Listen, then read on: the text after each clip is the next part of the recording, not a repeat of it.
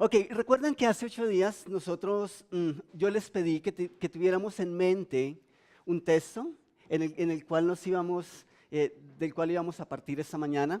¿Quiénes vinieron hace 8 días? ¿No lo recuerdan? Ok. ¿Sí lo recuerdan o no lo recuerdan? Ok, listo. No importa si lo recuerdas o no. Vamos a ir en sus Biblias al primero libro de los Reyes, capítulo 11, versículos 9 al 13. Nosotros tenemos los textos acá proyectados por si te sientes más cómodo. La letra es un poco más grande, entonces puedes hacerlo ahí. Y la idea y la invitación es a que tengas tu Biblia, ¿sí? No proyectamos los textos ahí para que tú no te encartes con tu Biblia, no. La invitación es que traigan sus Biblias, ¿ok? Dice el versículo 9, entonces el Señor, Dios de Israel, se enojó con Salomón porque su corazón se había apartado de él, a pesar de que en 2 ocasiones se le había aparecido para prohibirle que siguiera a otros dioses. Como Salomón no había cumplido esa orden, el Señor le dijo, ya que procedes de ese modo y no has cumplido con mi pacto ni con los decretos que te he ordenado, puedes estar seguro de que te quitaré el reino y se lo daré a uno de tus siervos. Interesante. Si era uno de sus siervos quien debía ocupar o suceder a Salomón, o era uno de sus hijos. Debía ser uno de sus hijos, ¿cierto? Pero Dios dice que le va a dar el reino a uno de sus siervos. Pero en el versículo 12 dice, no obstante, por consideración a tu padre David no lo haré mientras tú vivas, sino que lo arrancaré de la mano de tu hijo. Y a este, también por consideración a mi siervo David y a Jerusalén, no le quitaré todo el reino, sino que le dejaré una sola tribu, la cual ya he escogido. Y la atención esta mañana quiero centrarla en esa última parte, ¿sí? La cual ya he escogido, la cual ya he elegido. Ahora, entonces se nos dice que Dios iba a quitar el reinado a Salomón y lo iba a dar a uno de sus siervos, pero luego nos dice que lo iba a quitar de mano de su hijo. ¿Cómo así? La verdad es que de alguna manera, y vamos a mirarlo esta mañana, pero efectivamente el hijo de Salomón, que es Roboam, y si ustedes hicieron la lectura, los leyeron 2 nombres que van a ser claves, por lo menos para ese y para las charlas que vienen, es Roboam y Jeroboam, ¿sí? Roboam era quien tenía el derecho al trono, pero antes de que él se posicionara como rey, ya Dios había dicho lo que iba a suceder. Así que en el plano, Roboam se sube al trono, pero según el dictamen de Dios, ese reino va a ser dividido. Así que existen varias consecuencias con respecto al pecado de Salomón. Y son consecuencias que iban mucho más allá de perder su trono. ¿Saben qué me parece interesante? ¿Cómo estaba el reino cuando David lo recibió? ¿Quién le entregó el reinado a quién reemplazó David? A Saúl. ¿En qué condiciones recibió David el trono? ¿El pueblo estaba bien? ¿La nación estaba bien? Había habido algunos problemas y de hecho habían algunas situaciones. Pero David sube, es un buen hombre, hace lo que es correcto delante de Dios. Y luego, ¿cómo está esa nación cuando la entrega a su hijo Salomón? Está bien, ¿cierto? Qué bueno que nosotros pudiésemos dejar las cosas mejor, o por lo menos mejor de como las encontramos, ¿cierto? Esa sería una buena invitación. Pero en el caso de Salomón, hay algo triste aquí. Y es que a diferencia de él, cuando se posicionó como rey, su hijo, que va a ser el que lo va a suceder, va a recibir un reino fragmentado. Va a recibir un reino con muchos, muchos problemas. Por lo menos se nos dice también que le aparecieron 2 enemigos externos que fueron obstáculo al reinado de Salomón. O sea, antes de que el reino fuera dividido, sí hubo consecuencias que el rey Salomón tuvo que enfrentar. Y ahí en ese mismo capítulo, en el versículo 14, se nos dice que por lo tanto el Señor hizo que Hadad el Edomita, que pertenecía a la familia real de Edom, surgiera como adversario de Salomón. El versículo 23 dice que Dios también incitó a Rezón, hijo de Eliada, para que fuera adversario de Salomón. O sea, esa es una cuestión que ha sido repetitiva a través de la historia, a través de esta serie, ¿sí? O sea, el pecado trae consecuencias. Y Dios perdona, pero Dios también a veces nos deja vivir las consecuencias de nuestras malas decisiones. Pero saben, había un enemigo, o por lo menos había otro obstáculo que era mucho, mucho más peligroso, ¿sí? Y tiene que ver con Jeroboam. Lo leemos en el versículo 26 de ese mismo capítulo. Dice, también se rebeló contra el rey Salomón uno de sus funcionarios. ¿Recuerdan lo que Dios le había dicho a Salomón? Que iba a quitar su reino y lo iba a entregar a uno de sus siervos. Pues aquí está. Este es ese hombre al cual Dios se refería. Dice que también se rebeló contra el rey Salomón uno de sus funcionarios llamado Jeroboam, hijo de Nabat. Este constituía una amenaza interna. O sea, ¿por qué digo que era más peligroso? Porque este era de alguna manera un enemigo que ya estaba adentro. Era uno de la casa. Y eso hace las cosas mucho más difíciles. Quien fuera el abuelo, o el abuelo de este joven, el abuelo de Roboam, que sería David, en algún salmo, en algún momento, en el Salmo 55, versículos 12 al 14, él escribió lo siguiente, refiriéndose a ese tipo de ataques que llegan de adentro, en comparación con los que llegan de afuera. David escribe, no me afrentó un enemigo, lo cual yo habría soportado, ni se alzó contra mí el que me aborrecía, pues me habría ocultado de él, sino tú, hombre, al parecer íntimo mío, mi guía y mi familiar, que juntos comunicábamos dulcemente los secretos y andábamos en amistad en la casa de Dios. Claro, no se está refiriendo a este episodio, pero sí está hablando de lo peligroso y de lo efectivo que pueden ser los ataques cuando llegan desde el interior, ¿sí? Cuando llegan de dentro de la casa, cuando llegan de alguien que uno conoce.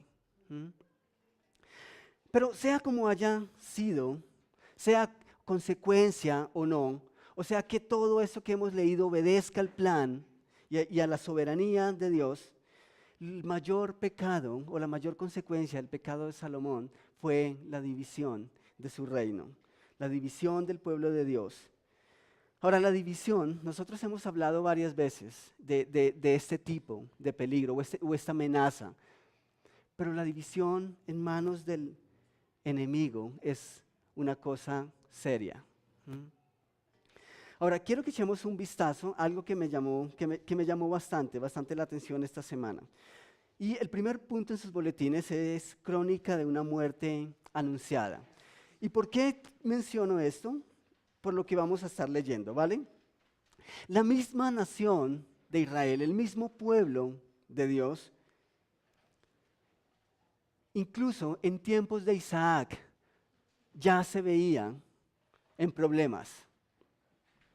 En tiempos de Isaac, con sus dos hijos peleando incluso antes del nacimiento. ¿Recuerdan? Dios le hace la promesa a Abraham y Abraham tiene un hijo que lo llaman Isaac, ¿cierto? Y a Isaac le nacen dos hijos. ¿Recuerdan los nombres de esos muchachos? Esaú y Jacob. ¿Y qué hacían estos chicos en el vientre de su madre? Peleaban. Pobre mujer. ¿Imaginan las pataditas que sentía en el estómago?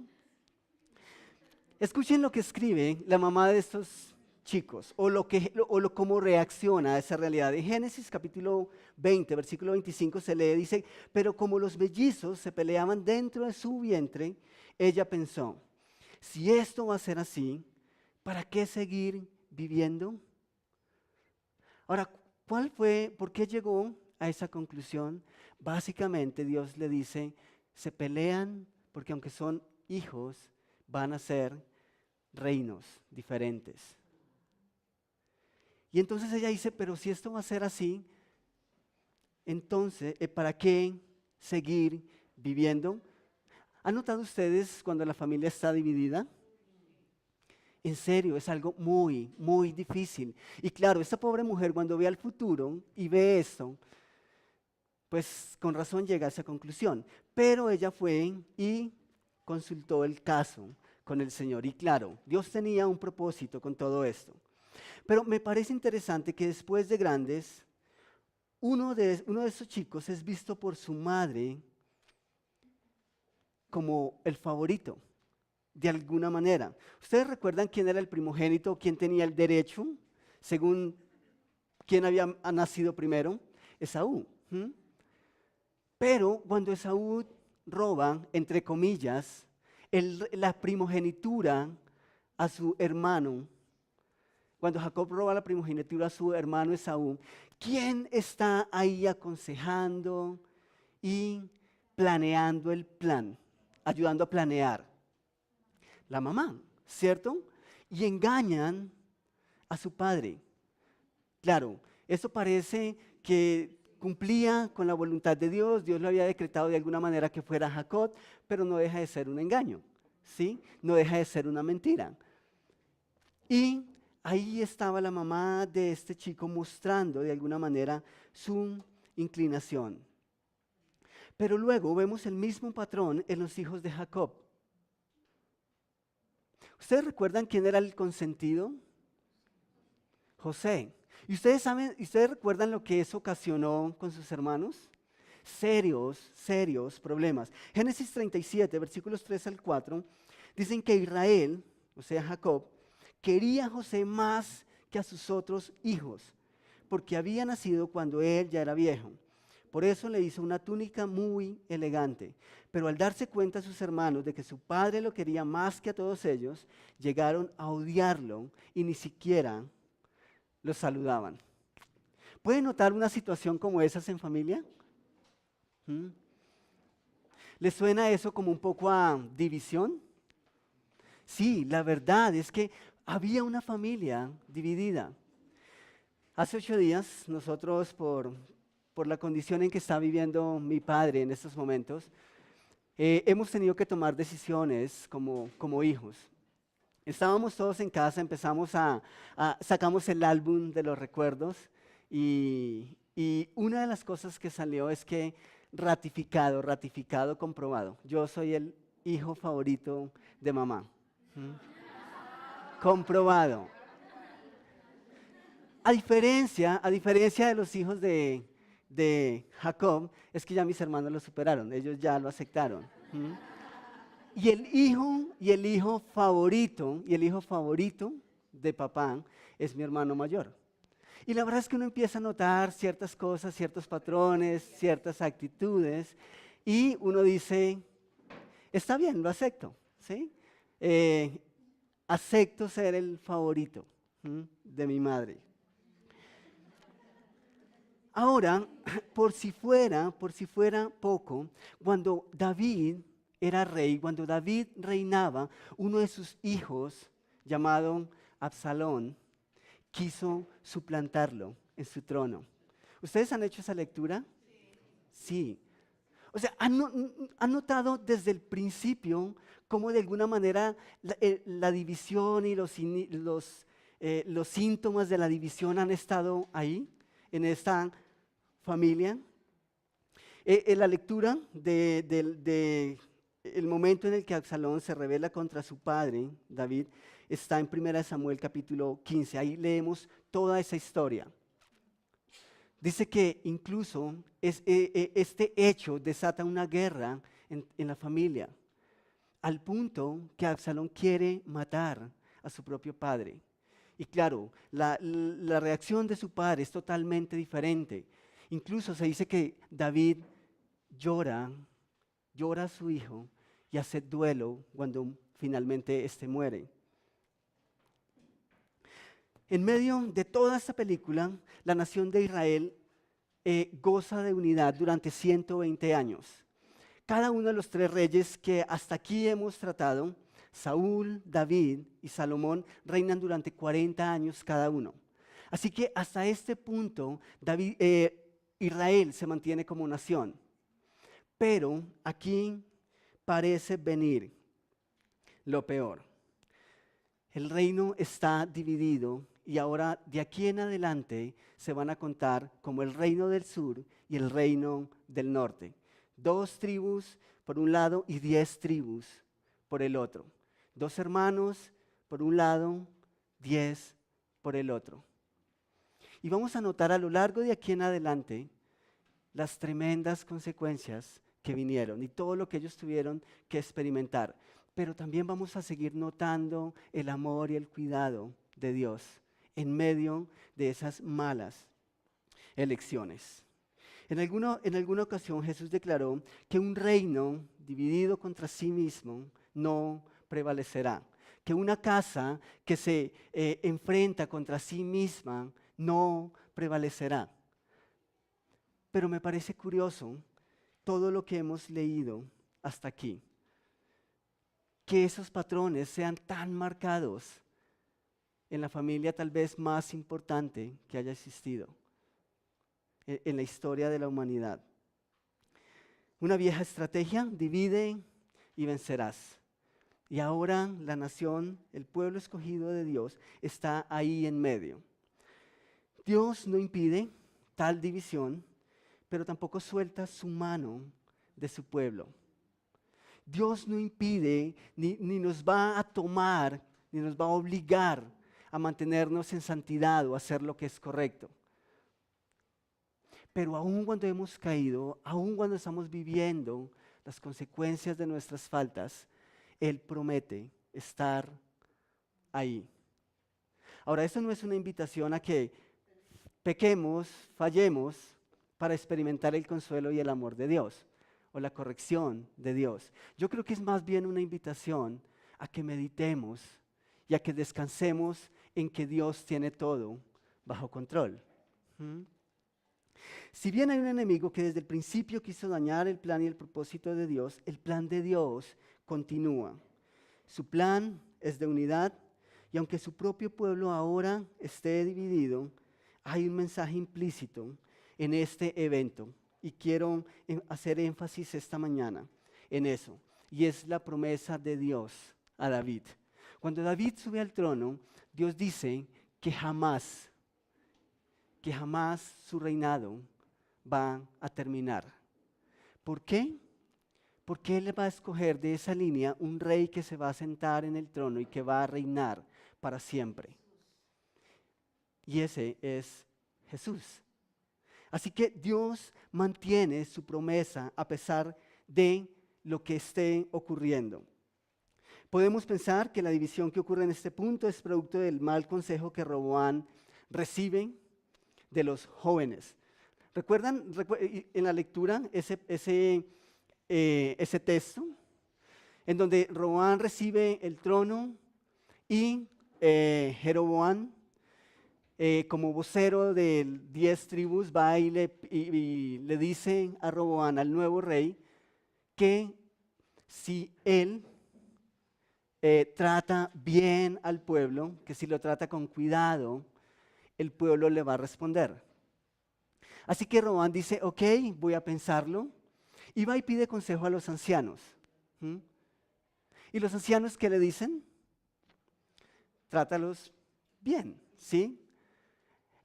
Casi que la petición de Jeroboam era honesta, por lo menos estaba más acorde a lo que Dios deseaba. Pero luego Roboam va y pide consejo a los jóvenes. ¿Y qué le dicen los jóvenes? Todo lo contrario. Que los someta, que les ponga más carga. Así que podríamos pensar que de pronto Roboam se equivocó al pedir consejo, y puede que sí, pero el punto aquí es que ya la división está. Y sí constituye tal vez un principio importante, el hecho de a quién pido consejo. Quiero que saquemos por lo menos 3 conclusiones hasta aquí, ¿vale? La primera es, divide y vencerás. ¿Saben? Esa es una estrategia muy, muy antigua. Es una estrategia muy, muy vieja, pero ¿saben qué? Sigue dando dividendos, especialmente al enemigo. Familias divididas, iglesias divididas, y de ahí en adelante podríamos seguir contando. Pero esa ha sido una estrategia vieja que si se trata de mirarla en manos del enemigo, ha dado muchas ganancias. Conclusión número 2, ¿a quién pides consejo? Cuando tú pides un consejo, ¿a quién acudes? A gente con experiencia. Eso es lo ideal, genial. ¿Mm? Pero ¿cuántas veces nosotros acudimos o pedimos consejo a alguien que sabemos que nos va a decir lo que nosotros queremos escuchar? ¿Ah? Yo lo he hecho. Y después digo, ¿cómo pude ser tan ingenuo? Estoy siendo bondadoso conmigo mismo. El término sería otro. Pero a veces esa es la forma en cómo buscamos consejo. Sabemos quién nos va a decir, hágalo, tú estás en lo correcto, quién dé rienda suelta y quién nos dé un empujoncito para hacer lo que nosotros queremos hacer. Ahora, no sé si eso fue lo que pasó con Roboán. Yo me atrevería a decir que tal vez sí. Pero ¿a quién pedimos consejos? Hay un proverbio que dice que en la multitud de consejos está la sabiduría. Pero ¿saben? Yo creo que no todos los consejos son sabios. Entonces, tenemos que ser sabios a la hora de buscar consejo. Y conclusión número 3, repercusiones eternas. ¿Saben qué me parece muy, muy interesante de ese texto en Reyes? Que a pesar de que David ya había muerto, Dios honra a ese hombre y honra la promesa que él le había hecho a David. Si usted es de los que creen que las acciones aquí en la tierra no tienen mayor trascendencia, te equivocas. Porque todo lo que hagamos aquí, especialmente si lo hacemos para agradar y honrar a Dios, eso nos va a dar ganancias en la eternidad. Y Dios honra y se complace en honrar eso mucho más allá de nuestra vida terrenal. Y aquí lo vemos en David. El rey David quizá había muerto para el mundo, pero no para Dios. Quizá había muerto el hombre, pero la promesa que Dios había hecho a ese hombre permanecía viva e intacta. Dios había escogido un hombre para formar su nación amada, ¿recuerdan? Abraham. Luego escogió un hermano de entre muchos para colocarlo como rey sobre esa nación amada. ¿Recuerdan? A David, ¿sí? El padre llama a todos sus hermanos y luego dice no, ninguno de ellos es. Y por último aparece David. Pero David era la elección de Dios. Era el hombre que Dios había escogido para que fuera rey. Y ahora se nos dice que Dios ha escogido una tribu especial. La tribu de Judá junto con la de Benjamín. Y quiero que fijemos nuestra atención en esa promesa, porque Dios escogió una vez más. Aunque Él permitió la ruptura de su nación, no había renunciado a su plan de unidad. Y por amor a David y por amor a la humanidad, tenía un plan y va a llevarlo a cabo a través de esa promesa. A través de la tribu que escogió, saldría el libertador de la humanidad. Punto número 2 en sus boletines, la elección de Dios. Dios elige, Dios escoge y lo hace de una manera muy, muy especial. No lo hace al pinochazo. No, Él tiene un propósito especial cuando hace sus elecciones. Miramos ahí en Primera de Reyes, capítulo 11, versículos 34 al 36. Una vez más, dice, sin embargo, no le quitaré todo el reino a Salomón, sino que lo dejaré gobernar todos los días de su vida por consideración a David, mi siervo, a quien, ¿qué? Escogí, y quien cumplió mis mandamientos y decretos. Le quitaré el reino a su hijo y te daré y te daré a ti 10 tribus, pero a su hijo le dejaré una sola tribu para que en Jerusalén, la ciudad donde decidí habitar o escogí habitar, la lámpara de mi siervo David se mantenga siempre encendida delante de mí. ¿Saben? El término en el que dice que Dios escogió a David, ese escogí, en el término original es bachar. Y bachar describe el hecho de examinar más de una cosa o persona para seleccionar una en especial.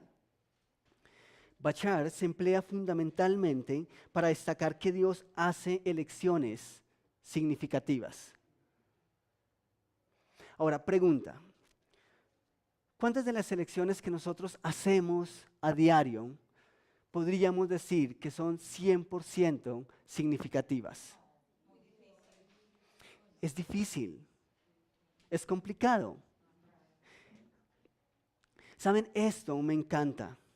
Es que en la historia secundaria, en la historia de la humanidad, nosotros no somos muy buenos eligiendo. Y a veces, incluso en el temor de hacer lo que es correcto, en el temor de equivocarnos, nos equivocamos. Yo soy de los que creo que, siendo honestos, no todos nos equivocamos porque queremos equivocarnos. Nadie queremos eso. Pero ¿qué hacemos? Aun cuando creemos que hemos tomado las mejores decisiones, que hemos elegido lo mejor, nos equivocamos. Yo no sé si a ustedes les ocurre, pero hay ocasiones en las que pasan los años, yo no recibí algo, y después miro atrás y digo, ¿en serio yo quería eso? ¿Saben? Eso me hace pensar en que Dios elige y que las elecciones que Dios hace para mi vida son mucho mejores que las mías. ¿Por qué? Porque Dios hace elecciones significativas. Yo no siempre las hago, es más, casi nunca. Pero Dios no se equivoca. Dios en la historia primaria no tiene margen de error. En la historia secundaria, sí. Y si vemos la historia del pueblo de Israel, está lleno de malas elecciones. Si revisamos nuestra vida, vamos a darnos cuenta que tal vez mucho o poco no hemos sido los mejores a la hora de elegir. Y eso me hace pensar en algo. Nuestras elecciones incorrectas reclaman las elecciones significativas de Dios. Porque las elecciones de Dios siempre serán mejor que las nuestras. Qué bueno sería que Dios siempre eligiera. Ahora, Dios siempre elige. El problema es que a veces nosotros también queremos elegir. Y la elección y las cosas y la dirección que tomamos no siempre terminan siendo las que Dios desea, sino a veces son producto de nuestra propia elección. A lo largo de la Escritura nosotros vemos ese hecho muy repetitivo. Y gracias a Dios que es así. Dios escogió a Abraham. ¿Recuerdan lo que decía Abraham y su esposa? ¿Le creían a Dios? No. Lo que ellos leían desde la historia secundaria, desde la historia de la humanidad era, ¿Dios eligió bien? No, Dios eligió mal. Pero ¿saben? Dios eligió con un propósito, porque las elecciones de Dios son significativas. Eso es bachar. Luego, escogió a Moisés cuando su pueblo era esclavo en Egipto para que fuera liberado por medio de él. Es más, ¿Moisés se consideraba a sí mismo la mejor elección? No. Todo el tiempo luchó con que si era el hombre indicado o no. Pero Dios lo escogió. Punto. Dios lo eligió. Eso es Bashar. Luego escogió a David de entre todos sus hermanos para que fuera rey sobre su pueblo, aun cuando su padre lo desaprobó. Eso es Bashar. Elecciones significativas de Dios. Y luego escogió a Israel, hizo una promesa y ahora escoge una tribu en especial. ¿Y por qué es especial esa tribu? Porque a través de esa tribu vendría el Mesías prometido. No solamente el que libertaría a Israel, sino el libertador de toda la humanidad. ¿Y qué hacen con nosotros? Cuando las cosas estaban en el punto más crítico en la historia secundaria, en la historia de Israel, Dios envía un mensaje especial. Y ese mensaje es: la elección es mía. Y saben, el reino no dependía ni de Salomón, no dependía ni de Roboán, ni de Jeroboán. Es más, ni siquiera dependía de David. Dependía de la promesa que Dios había hecho al hombre. David honró esa promesa de manera especial y ahora Dios dice que aún después de su muerte Él la mantendrá por amor a Él. Y ese amor nos cubre a nosotros. El hecho de que Dios mantenga fiel a esa promesa en especial es una bendición no solamente para el pueblo judío, sino también para ti y para mí. Efesios capítulo 1, versículos 4 al 5 dice lo siguiente. Dice que Dios nos escogió, que Dios nos eligió, que Dios utilizó el Bashar en Él antes, en Cristo, antes de la creación del mundo, para que seamos santos y sin mancha delante de Él. En amor nos predestinó para ser adoptados como hijos suyos por medio de Jesucristo. Por medio del león de la tribu de Judá. Ese es un nombre un título que los escritores bíblicos le dan a Jesús. El león de la tribu de Judá, según el buen propósito de su voluntad. Cuando el poder de la división cayó sobre Israel, cuando las cosas estuvieron peor en la historia secundaria, Dios en la historia primaria estaba bajo control. Nada había escapado de sus manos. Dios estaba recordando una vez más que su propósito se cumple y que su promesa se cumplirá mucho más allá de si la historia secundaria decide que se cumpla o no, o decide abrazarla o no. Claro, Dios no es un Dios autoritario. Dios nos ha dado la libertad para escoger si nos abrazamos a su plan o no. Y ojalá nosotros, habiendo entendido un poco de las consecuencias que hasta aquí ha tenido que vivir el pueblo amado de Dios, nosotros tomemos o hagamos mejores elecciones, sin descuidar y sin abandonar el hecho de que por sobre todo Dios elige y que sus elecciones son significativas. Esta mañana yo quiero concluir con algo. Nosotros hoy estamos terminando la miniserie Rey Muerto, Rey Puesto.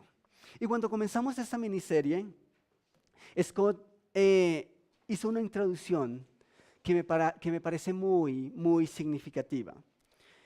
En el idioma francés, hay una expresión que ellos utilizan para recibir el nuevo rey, ¿cierto? ¿Ustedes la recuerdan? Creo que ya está proyectada, ¿sí? Ok. ¿Qué dice? Le roi est mort, vive le roi. ¿Cómo se traduce eso? El rey ha muerto, vive el rey. El rey que se va o físicamente o en autoridad ha muerto para la nación. Pero vive el rey que sube al trono. Saben, cuando nosotros comenzamos esta miniserie, Scott hacía alusión al hecho de que cuando el pueblo de Dios rechazó a Dios como su rey, de alguna manera para ellos Dios había muerto en sus corazones. Estaban de alguna manera diciendo: Dios, no queremos más tu dirección en nuestras vidas. A partir de este momento queremos un rey, como lo tienen las otras naciones. Y es en un acto simbólico, como si el pueblo de Israel hubiese dicho: el rey ha muerto, apartando a Dios de sus vidas. Y viene a Saúl y le dicen: viva el rey. ¿Saben cuál ha sido la peor división de toda la historia? La división que causó el pecado. Y eso lo vemos desde el Génesis. El Dios de la historia primaria, no teniendo una relación como su plan inicial lo deseaba, porque el pecado ha separado a Dios Santo de esa humanidad, ahora en pecado. Las Escrituras declaran que si tú no conoces a Dios, si no has tomado una decisión personal por Cristo, Dios no está muerto, pero tú sí estás muerto en tus delitos y pecados. Así que fácilmente, si tú estás en esa condición, esta mañana podrías mirar a Dios y decir: tú estás vivo, pero no eres un rey para mí, porque el pecado me ha separado. ¿Te gustaría esta mañana poder considerar a Dios, el Dios de la historia primaria, y poder decir: vive el rey? Esta mañana tú tienes la oportunidad de poder declarar: vive el rey y vive en mi corazón. Padre, yo quiero darte muchas gracias, porque sí me ayuda, porque sí me da esperanza saber que en muchas ocasiones sobre mis malas elecciones están tus elecciones significativas. Gracias porque lo puedo vivir y porque esto es una realidad en mi vida. Y gracias, Rey, porque aún en medio de mis malas elecciones, tu amor, tu misericordia y tu gracia me han acompañado, y tú nunca has soltado tu mano de la mía.